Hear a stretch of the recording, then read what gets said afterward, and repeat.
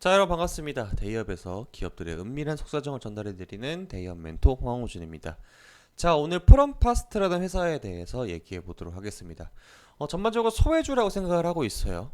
거래 대금이 오늘 기준으로 했을 때 1억 원 미만으로 발생을 하고 있습니다. 최근에 들어서 우리나라 증시가 한번 쑥 빠지게 되면서 반발 매수세가 상당히 많이 발생을 해서 평균보다 기대했을 때 비교를 했을 때 거래액이 많이 도는 그런 상황임에도 불구하고 1억 원 미만은 상당한 소외주다라고 평가를 할 수가 있고요. 그 와중에도 이제 소외주가 언제 각광을 받느냐? 투자 심리가 매우 활발하고 해당 테마로 빵 떴을 때인데 아직까지는 이 프롬퍼스트의 직접적인 수혜로 될 수 있는 주택 경기가 살아날 가능성이 긍정적인 부분보다는 조금 더 장기화될 전망이 좀 있기 때문에 이 부분에 대해서 얘기를 해보도록 하겠습니다. 바로 본 내용 시작하도록 할게요. 자, 먼저 프롬퍼스트가 어떤 회사인지부터 봐야 되는데 전 개인적으로 딱 매출액과 영업이익 그리고 순이익 부분 봤을 때 회사는 나쁘지 않아요. 회사 자체는 돈을 잘 버는데 우리는 누굽니까? 주주잖아요. 이걸로 시세 차익을 내는 게 첫 번째 목표입니다. 자, 그런 포인트로 접근을 해봤을 때 프롬파스트는 투자로 봤을 때 상당히 긍정적인 신호보다는 조금 더 진지하게 생각을 한번 더 해봐야 되지 않을까라는 생각이 들어요. 왜냐하면 소외주기 때문에 다른 종목들 다 갈 때, 다 가고 나서 갈 데 없을 때 가는 그런 경향이 있습니다. 주식적으로 측면을 봤을 때. 일단 매출액을 좀 뜯어보면은 64억 원이 발생을 했죠, 여러분. 여기 보이실 거예요. 이거 보시면 돼요. 64억 원이 발생을 했는데 지난 분기보다 줄었습니다. 그런데 영업이익은 늘었어요. 이게 뭐냐? 보통 이렇게 완제품을 갖다가 파는 회사들, 이게 이런 것 제품들 팔고 있는데 이런 거에 갖다 파는 회사들은요, 이 영업하는 사람들이 요 입에 달렸습니다. 대부분. 이제 철강이라든지 이런 원자재를 다루는 이런 회사들, 그냥 막 쇠땡이들 갖다 파는 경우는 그걸 가공하는 과정이라든지 그 자체의 가격이 많이 변형이 되는데 이건 이제 영업을 얼마나 잘했느냐 아니면 진짜 그 원자재의 가격이 떨어졌냐 이거에 좀 많이 갈립니다. 신기하죠? 그리고 이제 분기 매출액이 줄었음에도 불구하고 영업이익이 늘었다. 일단 이거 박수 줄만 하고, 그리고 매출액이 64억 원이 발생을 했는데 영업이익이 3억 나왔잖아요. 그러면 단순 계산했을 때 마진율이 한 3.5% 4% 왔다 갔다 하다는 거거든요. 보통 돈 잘 버는 규모 있는 회사들이 요 매출액이 순이익이 한 10%가 나와요. 10%. 근데 10% 나오는 회사들이 진짜 여기 손가락에 꼽거든요. 뭐 물론 이제 상장사 전체를 다 두고 보면 그런 회사들은 수두룩 빽빽하겠지만은 비슷한 업종 내에서 말씀드리는 겁니다. 그래서 프롬파스트 회사 자체는 괜찮다라는 건데 이상하게 회사 자체 규모가 작아서 그러는 건지 아니면은 매출액이 사실 사회 전반적으로 사용은 되지만은 이런 사업을 영위하는 회사가 너무나 많아요. 너무나 많습니다. 그래서 사실 상장을 시켰지만은 그렇게 매력도는 별 5개를 준다고 하게 되면 별 5개 기준이라고 하면 별 1개 반이 될랑말랑하는 그러한 수치라고 보고 있습니다. 한 가지 좀 긍정적인 거 회사가 딴짓거리는 안 한 것 같습니다. 영업이익 부분하고 순이익을 보게 되면은 이 괴율이 크질 않아요. 이거는 회사 자체의 규모가 작아서 그런 걸 수도 있다고 보겠지만은 가끔 영업이익이 막 예를 들어서 플러스 3억 원인데 순이익이 막 적자나거나 이런 회사들은 그 회사 유보금으로 이상한 투자를 하는 경우가 좀 많습니다. 뭐 주식으로 샀는데 주식을 투자했는데 그게 손실이 있거나 이런 경우에 평가액의 손실을 말하는 거예요.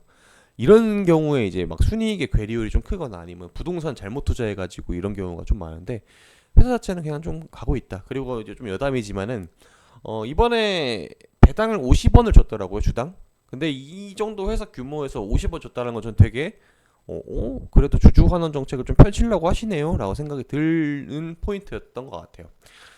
지배 주주 구성을 보더라도 뭐 다른 사모펀드라든지 이해관계가 얽힌 것보다는 그냥 평범하게 오너 일가가 회사를 소유하고 있는 그런 상황이었습니다.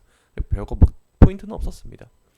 제품들을 살짝 보여드리면 요런 제품들 보여드리고 있어요. 그래서 제가 이걸 왜 보여드리냐면 이 프롬파스트라는 회사가 주식의 측면으로 봤을 때 매력이 있으려면은 전반적으로 주택 경기라든지 아니면은 부동산 시장이 좀 활발해야 돼요.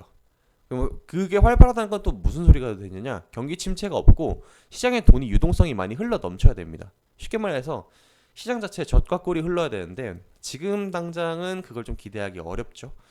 그 요인들은 정말 너무나도 많고 복합적이고 유기적으로 막 연결돼 있어 하나하나 설명드리기 좀 어렵지만은 대강 이제 좀 떠오르는 그러한 내용들을 좀 확인해 보면은 뒤에 설명드릴 거지만은 중국 경기의 부진 그리고 미국 대선이라는 큰 핵심 요거 이제 이게 가장 큰 거고 뭐 나머지 여러 가지들 많지만 그걸 다 나열하려면 하루 종일 해도 시간이 모자라기 때문에 대충 그거에 대해서 한 번 더 설명 좀 드릴게요. 일단은 프롬퍼스트의 일봉을 제가 좀 느려 틀어놨는데 좀 지치죠? 솔직히 말씀드려서 제가 이 종목을 투자를 했다라면 손절치고 다른 종목을 나갔을 것 같은 그러한 주가의 움직임입니다.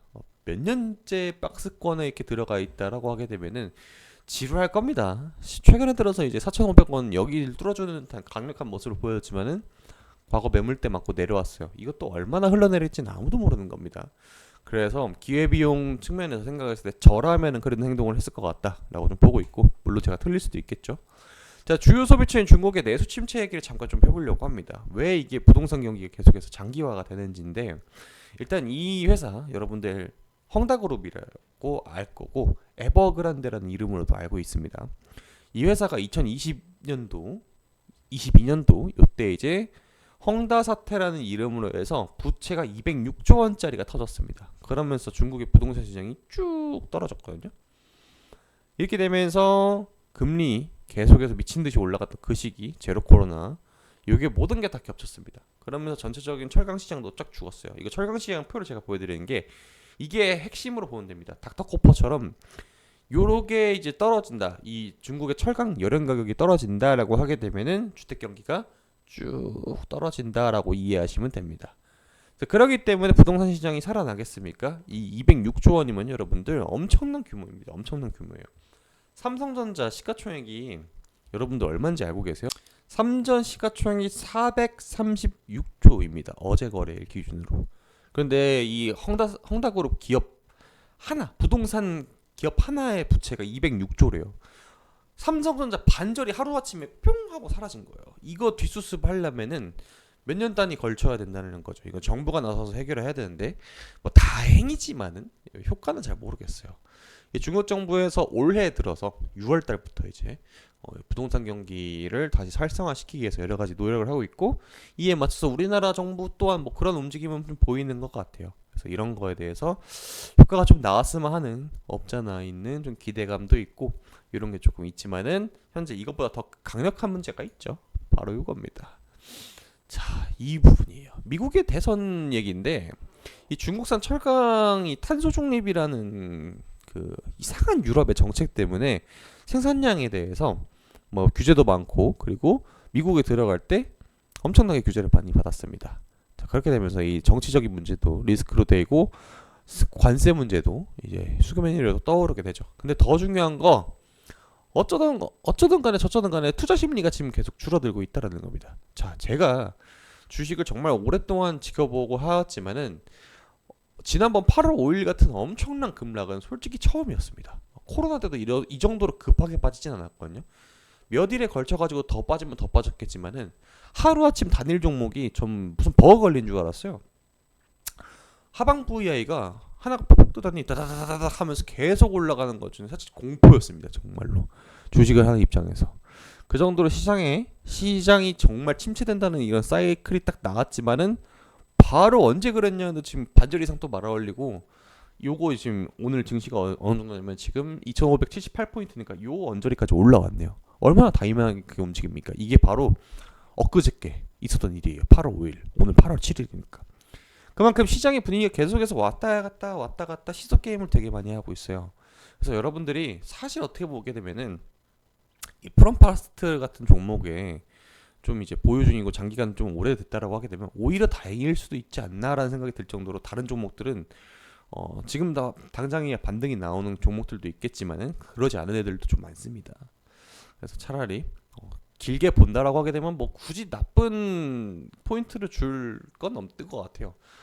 어쨌거나 이제 사이클이 한 번 더 돌게 되면은 또 한 번 이제 반등의 기회가 있고 내평단가 이상으로 올라갈 가능성도 분명하게 존재를 한다라고 생각을 하고 있으니까 그게 언제가 될지 확답은 못 드리겠습니다. 그거 알면 저도 했겠죠.